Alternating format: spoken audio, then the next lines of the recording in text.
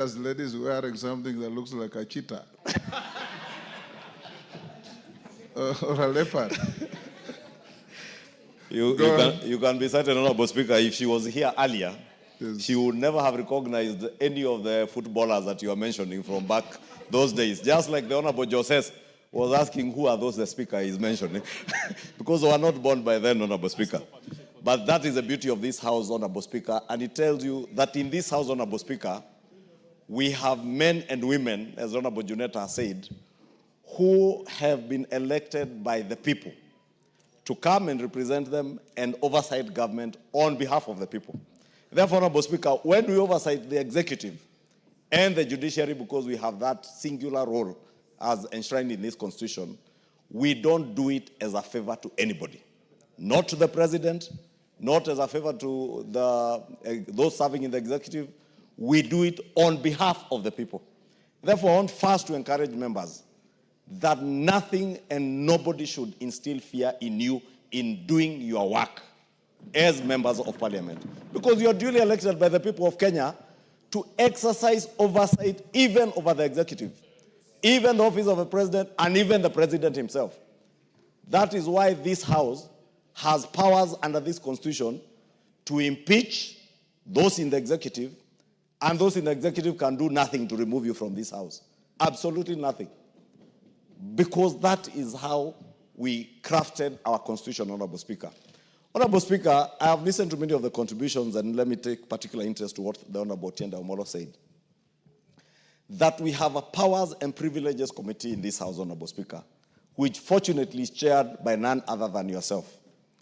This Powers and Privileges Committee has the powers and a singular mandate to receive complaints, as Honorable Tienda Omolo said, from whatever quarter against any member of Parliament who may engage in any manner of impropriety, whether within the precincts of Parliament or outside Parliament, Honorable Speaker.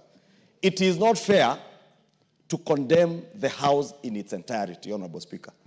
We have young members like Honorable Njeri, Honorable Joseph, who just joined this House the other day, Honorable Speaker. We have older members like the Honorable Kainan, the father of the House, who has been here for a long time, and yourself, Honorable Speaker. When this House is condemned, you are condemned. The Honorable Kainan is being condemned. The Honorable Njeri and Joseph here are being condemned.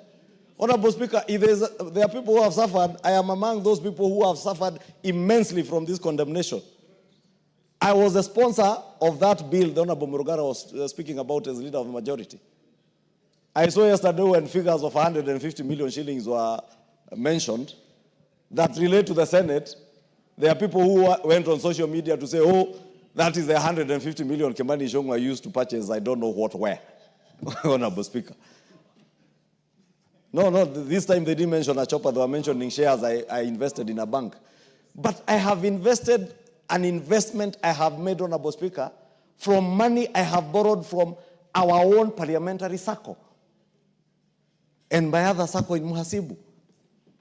Fortunately, Honorable Speaker, when they banded those stories, thinking they are maligning me, the share price of NHIF has risen by 2 shillings. And therefore, that investment, by the very essence of their maligning stories, has gone up.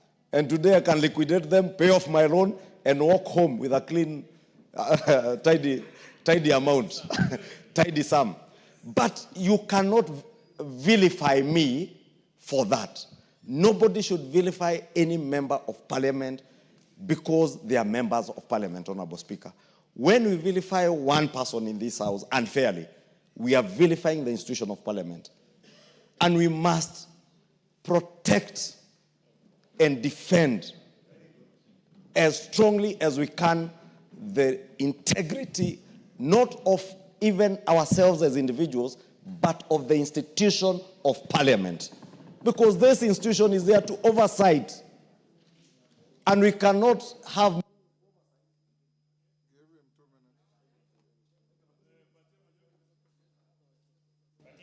Honorable Speaker, I was saying we cannot have meaningful oversight over the executive if we are seen to be beyond reproach, Honorable Speaker.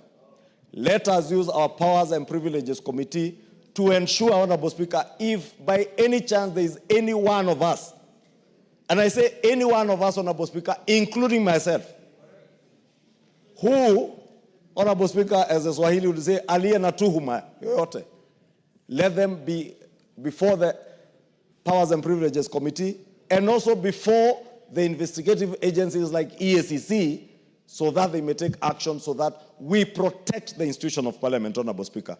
Two, Honorable Speaker, on the question of what is provided for in Article 94 to 96 of our Constitution, and I don't want to repeat what has been said about the powers of the House, in our sister House in the Senate, to oversight national revenue that is going to the counties.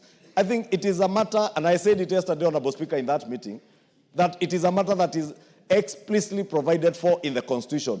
We cannot amend this Constitution by vilifying the institutions of Parliament, whether it is the National Assembly or the Senate. Let us just purpose to live by the tenets of this Constitution. Honorable Speaker, NGCDF. Again, NGCDF is vilified and attacked in this fashionable thing to attack members of Parliament. NGCDF does not belong to members of Parliament. The Kikuyu NGCDF does not belong to Kimani Ichungwa. Neither does the Eldasa NGCDF belong to the Honorable Kainan Mohammed. Aden Kainan. Honorable Speaker, NGCDF belongs to the people of Kenya, to the constituents who have elected us to come and represent them here. We oversight NGCDF just like any other fund in government. Honorable Speaker, when the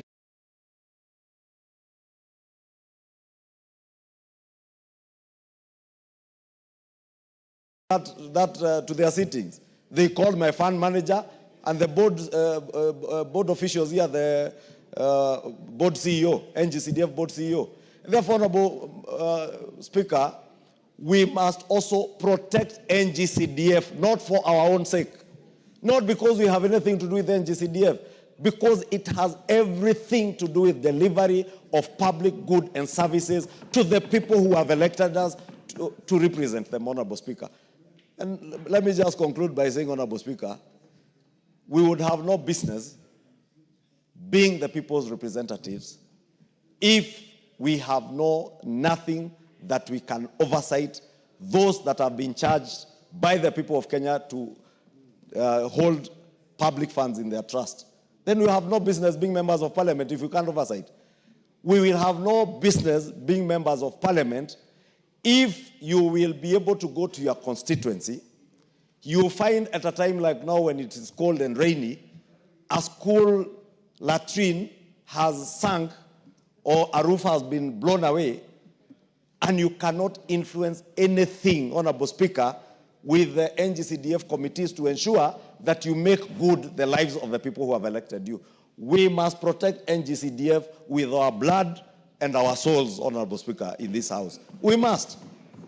And we must tell everybody, Honorable Speaker, even those who are in the county governments, Honorable Speaker, and we have said it numerously, we are not in competition with the county governments.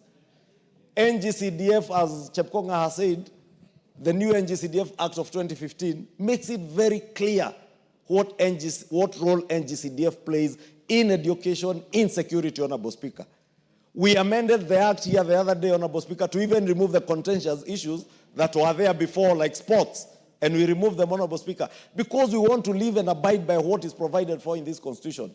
Therefore, Honorable Speaker, let me say, we must, as a House, stand together, stand strong, and walk with our heads high, Honorable Speaker, if you have nothing to be suspicious of anything you do. Finally, Honorable Speaker, let me ask ourselves, the things we say, the things we do out there also portray something of us. The things that were said here of the finance bill last year, Honorable Speaker, that members were being paid to vote this and that, Honorable Speaker, those are the things that lower the dignity, and we keep saying, lower the dignity of this House and entertain even those who are vilifying and entertaining things being said against us, Honorable Speaker. I beg, Honorable Speaker, to end there, and thank you. Honorable members, let me thank you as a House, particularly the Honorable Murugara and Honorable Wandeto, for having found it